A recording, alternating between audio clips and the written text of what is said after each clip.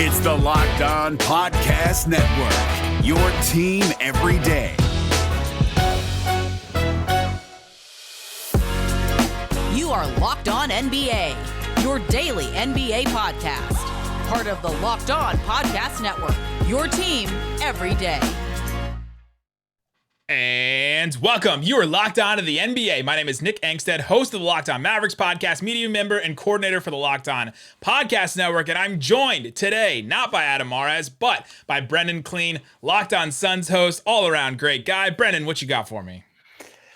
Ooh, coming off of a Locked On Suns recording where I tried to do my best to not let people be too down about that loss, but we got a lot of basketball to dig into. I'm excited. Lots of games to get into. We'll talk about the Suns that Brendon covers very closely, so we'll get into that. This episode is brought to you by Locker Room. Download the app and join us several days a week at some point. A Suns room, a Mavs room, whatever we do. Locker Room, changing the way we talk sports. All right.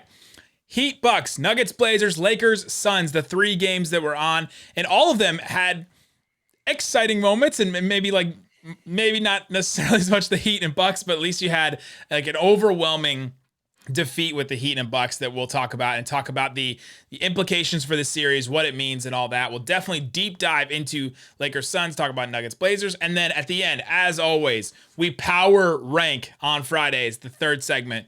We're going to power rank the most surprising things in the playoffs. So I have a good list of things, and we're going to pick the 5 that are the most surprising for us. So we're going to get into that. All right. Heat versus Bucks. Oh, man. The Milwaukee Bucks, 113-84, and it wasn't even that close. The Milwaukee Bucks, Brendon, they didn't even play that well. It didn't even seem like they shot 36% from three, hit 13 threes. They were 14 of 18 from the line, 77% there. They had 15 turnovers, but they had 60 rebounds, and looking at the Heat, they had 45. It was just like an overall just defensive beatdown. The Miami Heat had a 72 offensive rating. Just absolutely brutal for the Miami Heat. And it was in Miami. This is the first game back in Miami. Now it's a 3-0 lead for the Bucks. Are the Heat just like breaking down? Is this like finals bubble like residue, right? Like they're finally just crumbling down from all that. Is this season just gone to complete like crap? Right? Is it Tyler Hero just like, man, what is this with this team? I wish that I knew. I mean, I think it's some of it's obvious, right? Like you had Goran Dragic and Tyler Hero looking like all-stars, both of them in the bubble. That's not happening. Crowder too. Crowder, who is not there. Trevor Ariza, clearly not the same type of guy and is much older than Crowder. So I think it's a lot of that stuff that's right there. But I mean, like you got a certain point, you got to give credit to the other guys too. And like, I don't know about you. I don't know how you feel about the Bucks. I love seeing them do this, make good on what didn't happen last year, prove to everybody that they were really being, I think, underrated all season, and guys stepping up for that team. So I think it's a little bit of both. I mean, the Heat just don't have the juice right now, and the Bucks are showing everybody that, hey, we're not that team, and we have some wrinkles that are new, and we have some new guys, and we might go ahead and sweep the team that took us out last year. I'd love to give credit to the Bucks, but Giannis took 12 shots and only scored 17 points, and they won by like 30, right? Like, it just seems like one of those regular season games where he doesn't play the fourth quarter. Yeah, like, it did feel like a regular season game. It really did. It was a 27-point blowout. That should not happen in a playoff game. The one thing I will give credit to the Bucks for is the Drew Holiday trade. Like that has just paid so many dividends. If you listen to Kane Pittman at all, he talks about how important that trade has been. He has been absolutely great for them. He had 19 points, 12 assists in this game. And I don't know if you care about single game plus minus, but he was plus 41 in this game. Like, just insane. The difference between him and a guy you know very well, Eric Bledsoe, like the difference between those guys is massive. Yeah, it is. I mean, you even see it just like there's some simple plays where you almost just take it for granted. Like Holiday can just come off a pick and roll, take a one dribble pull up, and you're like, that's a normal basketball play, but it's really not something that they had. I also think I like kind of how they're using Brook Lopez in this series. He's actually posting up. He's rolling to the rim. He's doing some different stuff where it's like, another little wrinkle where they see Bam, they see the smaller Heat, and they're like, okay, let's use our size a little bit more. So they're playing this thing differently than they did last year for sure, and obviously the results are showing. And knowing that we're gonna use Brook Lopez because we can out rebound them, like we can get like the Bucks are saying we can get more rebounds and offensive rebounds and all that. We can put back stuff with Giannis and Brook Lopez and even like DiVincenzo and Holiday around the perimeter. Like they can match up with their guys and go up and get some boards. So yeah, I think that's been a huge thing for them that they did really try and change in this game. Are the Heat done, right? Like, is this going to be a sweep? Like, we played the clip at the beginning of the podcast, but Barkley was sweeping the floor on the TNT set, which was pretty funny. Are they done? I feel like this might be it. I mean, maybe they win game 4 and give their home fans one energetic showing. Like you said, it's not as if the Bucks are having to work that hard right now. You could see them getting caught off guard, but I mean, they're not winning this series. It doesn't even look like there's even a path to that. What would it even look like? I mean, I can't even put that together. So I do think that this is probably the end of the road for Miami, which is disappointing, but they also, I mean, look, Bam's not going to get any worse. Butler's incredible. Like, this is not the end of the end. It's just they did not have it this year, and the bubble was not kind to them with that quick turnaround. And they all season we've kind of known this wasn't the same group, and the results, the playoff results are going to prove that, I guess. Yeah, the path is they did what they did in the bubble, right? Hero goes off, Dragic goes off, Duncan Robinson hits more than 0 threes like he did in this game, right? Like that's the change there. All right, let's move over to Nuggets Blazers. This one was actually a fun game. Barn burner, came down to the end there. The offense was flowing from the tip. 120 to 115. The Nuggets come away with a 5-point win. The story of this game is like the Blazers have no shot without Nurkic. That's really the big story here. Dan Devine tweeted this out. The Blazers outscored the Nuggets by 10 points in the 19 minutes Nurkic played in the first half, and they got outscored by 15 in the 5 minutes that Cantor played in the first half. Cantor only played 5 minutes and 50 seconds, and he was a minus 15 in this game. So in the minutes that he's playing, they're getting absolutely smoked by this Nuggets team. But Nurkic is now, what is he? He's fouled out of 2 games now, this game, and then I think also, what was it, game 1 or game 2 he fouled out of? So, yeah, that's really the big key for them is that guy, which is hilarious because those 2 guys were on the Nuggets together. They were the ones that were compared to each other. Should we keep one? Should we keep the other? And then the Nuggets obviously chose the right guy. I think they made the right call there, yeah. No, I think with Nurkic, I think Matt Moore was tweeting about this, the Locked On Nuggets co-host, and he was saying like look, even at the minutes, the fact that Nurkic is getting so tired and having some of these frustration fouls and not being able to keep up physically with the flow of the game is that indictment on him. Like this, yes, he's had some injury problems, but it shouldn't be that he can't stay on the floor like that, whether it's fouls or just conditioning and everything else. And like if you're the Blazers and you're having to dip so far into your supply of players that you're getting Rondae Hollis-Jefferson on the floor in a playoff game, like it's dire, right? And I think we're just realizing, hey, game 1, yes, the Nuggets struggled to handle the guards on Portland, but look, nobody really in the league has an answer for Nikola Jokic, and it definitely doesn't look like Portland does. The question I want to ask you, though, that may be a little out of pocket, maybe not. Are Austin Rivers and Facu Campazzo the worst starting backcourt to ever win a playoff series if the Nuggets do hold on and win this? I can't go far back enough to definitively prove that that's true, but I feel like it's a yes. And it's definitely the biggest difference between the quality of backcourts. Like they're about to beat Lillard and McCollum. Yeah, and right. Like these guys were not in the league last year. So that part is wild. Rivers wasn't in the league. He sat around for like 2 months, didn't he? And he wasn't even picked up by a team.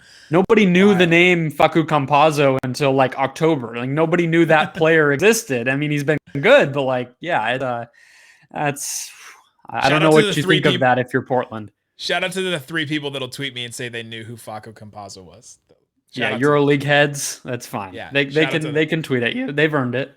Yeah, they have for sure. Yeah, so I mean, this is a fascinating series because it's just showing. If you didn't think Jokic was the MVP before, like this guy is just doing everything. 36 points, 11 boards, only had 5 assists in this game, but he had 4 of his 7 threes, 8 of 8 from the line. Only had 2 turnovers in this one, and he's just a load. And if they don't have Nurkic on the floor, they can't really do a lot outside of that. And he just got contribution from everyone else. Austin Rivers went crazy in the 4th quarter, and they just had that wild card game. Sometimes you need that. Sometimes you need just a wild card guy to go off. Yeah, exactly. And like I'm actually surprised we haven't seen Michael Porter Jr. have a huge Right. series. I thought that would be kind of the matchup. I mean, Portland has some length on the wing. I was planning or thinking it would be MPJ, but yeah, you get some crazy games from Rivers. You get the consistency of Jokic. Just one of those series where somebody's going to have to step up aside from Jokic every night. Tonight it was Rivers. He gets his story of the comeback, and the series is turning. Everyone seemed to decide it was Portland after game one, but yeah, Jokic had something to say.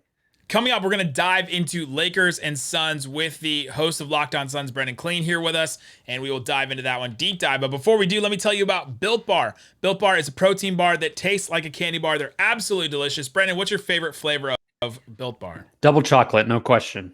Ooh, chocolate's a good one. I like that one. I recently just got a box of the mint brownie that are on the screen right now if you're watching, the cherry barcia, and the raspberry. Those are my three favorite. Those are my go-to. I like the little fruit and then the little bit of like the mint in the mint one. Like they're not overpowering. They're just really good nodes there. They are a protein bar, tastes like a candy bar. Like I said, if you want the double chocolate one, 130 calories, 17 grams of protein, 4 grams of sugar in that one. You can get it right now. They always come out with new flavors too. If you want to try, go there. BuiltBar.com. Use the promo code LOCKED15 to get 15% off your next order with Built Bar. Not your first, your next. You can go and use that code as much as you want. I've used it several times. Go and use it. LOCKED15 to get 15% off at BuiltBar.com. All right, Brendon, let's get into the Lakers versus Suns game. Not to have you relive this game again that you probably just talked about on Locked On Suns, but this was probably the big game of the night and probably a big turning point in this series, I think. The Lakers come away with the win 109-95. Probably a little closer than the score indicates. The Lakers sort of ran it up there, but yeah, what was your thoughts going into this game? And then we have to start with, it's LeBron's first home playoff game for the Lakers, which just seems like a crazy thing that it doesn't make sense in my brain. It doesn't make any sense. The Lakers, yeah, they showed it on TNT. That it's the first home Lakers win since 2012. It just feels wild because we just got done watching them go win a title. But yeah, the bubble changed that. No, yeah, cool for them, I guess. LeBron's putting on a show, posting up Jay Crowder, making all sorts of faces, and really like getting the bench involved. Like when LeBron starts like playing around in games, kind of playing with his food. That's when you're like, okay, we're here with this guy. I think he feels good physically and feels comfortable with the series. But yeah, I mean, I think like the story, if there is one, is the same it's been all year or all series, which is like, what's up with Chris Paul and can he play? Should he be playing? And I guess I wonder that from your perspective, because I'm in it and I'm hearing all of it every day. But what do you think? Like, should they keep trying this every night where they put Chris Paul out there, see what he can give them, and then take him off the floor if he's not working out, or just shelve him for a game? Do they have a choice? Chris Paul's done so much for this team, and star players like mean so much. They have so much say. I bet he has so much sway with this team right now. Like he's probably going to get some MVP votes this year because of what he's done for this Suns team, the way they went from like a 30-win team last year to, like almost a 60-win pace team this year if it was an 82-game season. So I think you have to get, and he chose to come to the Suns too. So you almost have to give it to him, right? Like allow him to play if that's what he wants. If he doesn't, then yeah, you do right by the player. But I feel like they don't really have a choice, and they also don't have a choice in this series. They have to have him, and it really stinks that this is just another year of Chris Paul getting hurt in the playoffs and us not seeing him with this team. Maybe one of the best teams he's been on. I mean, that Rockets team was really good. Some of those Clippers. Is this better than any of the Lob City teams? I've made that argument. I think it's hard because Blake was so good and like more proven than Devin Booker. But yeah, like this is a legitimate chance. The West is so weird this year with the questions around this Lakers team and like the Jazz getting the 1 seed out of nowhere. And so it was a really good opportunity. Yeah, the entire crowd just went completely silent in that game one when the injury happened. It's just been a back and forth all series of what can he do and what can he give you? Should he be out there? And they've gotten just so inconsistent of when he can even be on the floor. And today you saw Devin Booker really struggled. 6 of 19 from the floor, just 19 points in his 41 minutes because the Lakers just sold out completely. They did not even try to put somebody on Chris Paul if he did not have the ball in his hands, because I don't even think he physically can launch a shot from 3-point distance right now. So Schroeder, KCP, whoever it was, just went to Booker, and it was just double team city. Yeah, AD started the game on him. It was just like, we're not going to respect your ability to score or shoot whatsoever. So it's hurting the team. It really is. And the Lakers really stuck with size in this game. That was like a big emphasis for them, and they're just going to keep with it. They're not going to say, "Oh, we're going to get beaten, so we're going to go small." Necessarily. 51 rebounds to 35 rebounds. The Lakers had that huge advantage because they have Drummond, they have Anthony Davis, they have LeBron, they have Kuzma had 10 boards. I think 4 of them were in the same possession, but he had, the tip ups. Yeah, he had 10 rebounds in this game. They're just out rebounding them, and it really, I mean, there's a lot of little things we could break down, but it came down to that third quarter run. They just turned on their defense. It felt like they really flipped a switch, and halftime it was 43-40, which is an insane number for a halftime in 2021, but it was 43-40, and then with like 6 minutes and 12 seconds left in the third quarter, it was 59-46. Like, just that run right there was just back-breaking for the Suns. And then to give them credit, they fought back a little bit, came close there at the end a couple times, but that third quarter run, what did you see from that Lakers team, and what did you see from the Suns? Was it just a breakdown on the Suns' part, or was it just the Lakers turned on the defense? Yeah, they just turned the ball over and over. And then the one thing that we really hadn't seen the Lakers do a ton was get downhill. I mean, that was the trademark of them in the bubble, was LeBron just completely turning on the Jets, Jay Crowder being the recipient of a lot of those easy looks, just getting downhill. And we hadn't seen them do that. And then the Suns just opened the door for them to do it by turning the ball over, throwing errant passes, forcing it to Ayton a lot when they didn't need to. So the turnover numbers, actually, the Lakers turned the ball over more in this game. A lot of that came in the fourth quarter. The Suns cut it back down to 8 at one point in the fourth quarter, just kind of playing hard once the Lakers had decided that the game was over. But it was LeBron messing around again, right? It was LeBron messing around. But yeah, in that third quarter, it was just the Lakers really doing that selling out against Paul, not bothering to guard him, and then just mistakes from Booker and guys like that. And the Suns can't hit a 3-point shot right now. I mean, their numbers, again, because of that fourth quarter, look a little better than they were. But for the most part, the main rotation for this team cannot hit an open three, no matter how many good ones they're generating. And you can't make mistakes against LeBron, and they're making a lot of them right now. Well, and they didn't actually shoot that bad from 3. It's just the ones that you need to go, right? Like Crowder was 1 of 7. Yeah, Booker was 1 of 4. Yeah. Paul can't even shoot one, like you said. But if you look at the number, this is sometimes why the box score doesn't necessarily tell the whole story. They shot 38% from 3. You had, Bridges hit 2 of 4. Cameron Payne hit 3 of 5. Torrey Craig 3 of 5 off the bench. But it's the guys that, like you said, the ones that need to. Man, in this game, I saw this after that run in the third quarter, and then with like 5 minutes left in the third, the Suns got a 24-second shot clock violation, and they just look like they're finally showing their age, right? It finally showed like the indecisiveness of this team a little bit, especially with Chris Paul off the floor. Because if he's off the floor, sometimes these lineups are like Cameron Payne, Devin Booker, Ayton, Bridges, and like Cameron Johnson, right? Like that's 5 like super young players that should be doing like what the Thunder are doing right now instead of doing what the Suns are doing right now. Yeah, they definitely lost their composure in that third quarter. And whether it was the road, whether it was LeBron and just being intimidated by that, whether it was just like, how on earth do we score against this team right now? They didn't have that mental toughness to rely on. They didn't have that point guard to kind of give the reins to. And yeah, Monty Williams opened the fourth quarter with the most absurd lineup when they were already kind of against the ropes. That was strange. Like one of those very like, what is this team? Is it a tanking team or a playoff team kinds of lineup? So it's going to be it's going to be a lot of eyes on game 4, I think, because if the Suns roll over, it'll be a little bit of a wash of a series. If they can bounce back, that'll be really impressive. But they looked, like you said, they looked their age in this game. We saw a couple of random things I want to talk about. Frank Kaminsky straight up blocked Andre Drummond on a post up, which is just it was an absurd play that I just did not expect. Drummond like tried this hook floater kind of deal, and Frank Kaminsky just stood up and blocked him, and I was like, they should never post up Drummond again. I thought you were gonna just say Frank Kaminsky, like just appearing in the game was the yeah, that's thing. also true. The block was crazy, but I mean, I didn't even expect to see him. Is Sarge hurt? Is that why he wasn't playing in this one? He just wasn't very good in the first two games. So Turned the ball over, wouldn't shoot, couldn't play defense, so they just tried something else. Dang. Yeah, they're looking for answers and trying to find them. Marc Gasol was kind of an answer, not necessarily in this game, but in some of the other ones. That's sort of been the adjustment that the Lakers finally made, that their fans have been asking for weeks almost. Booker and Crowder get ejected at the end of the game. Any thoughts on just, I guess, the fight that they sort of showed at the end of this one? I loved how, so Booker, Anthony Davis after the game said that it was just like a completely inappropriate, uncalled for thing. Schroeder put on a show, rolling like 6 extra times on the ground after he fell. I think it's funny for Anthony Davis to say that after the kicking in the groin of Jay Crowder that he did in the first game, in like the first minute of the first game.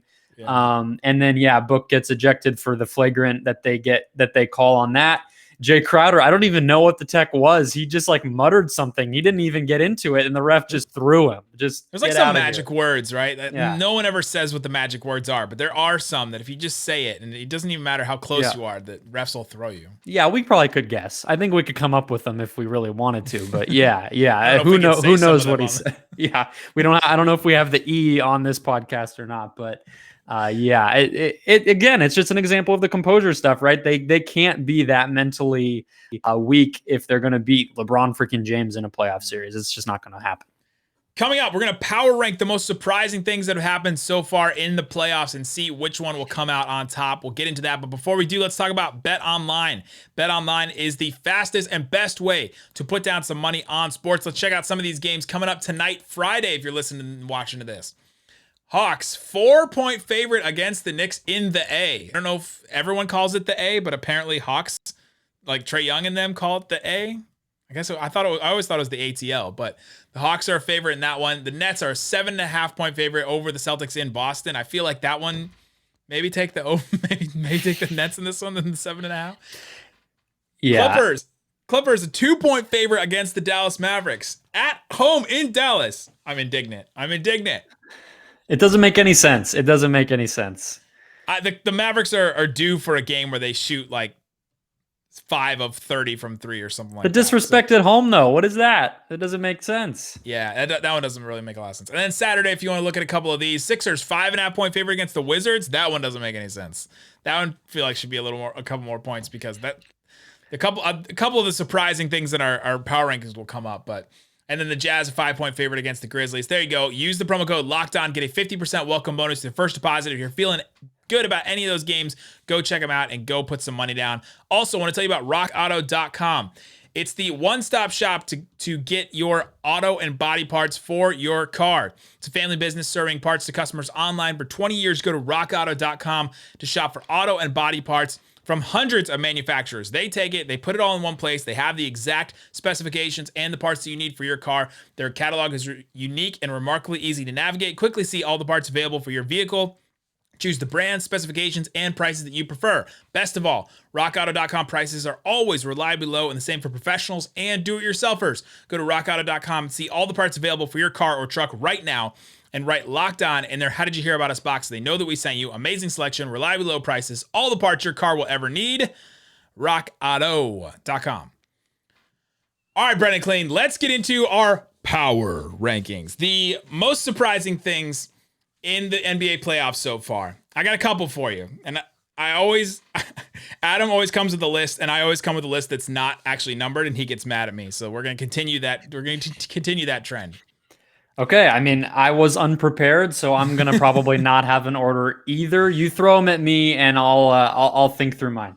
Yeah. Oh, I was just gonna throw you mine. You can have some if you want to throw a couple in. The Mavericks are going to have 16,000 plus fans in the building in their home opener tonight on Friday in the playoffs. That is a surprising thing to me. First of all, 2 months ago, if you had told me that there's gonna be 16,000 people in one sanctioned event, I would have just been so surprised. That one's probably up there, and it hasn't happened yet by the time we're recording this. So I was at the Suns' past 2 games, and they had about 11, 12, and they're going to have 16 on Tuesday's game 5.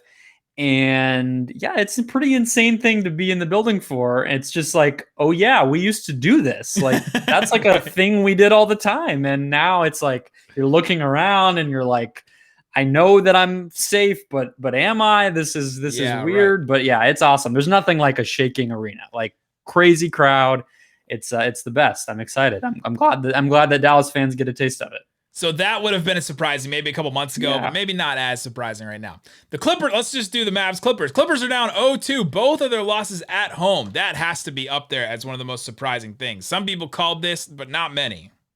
No. I mean, didn't you guys tweet it? One ESPN personality picked Young, Dallas. shout out.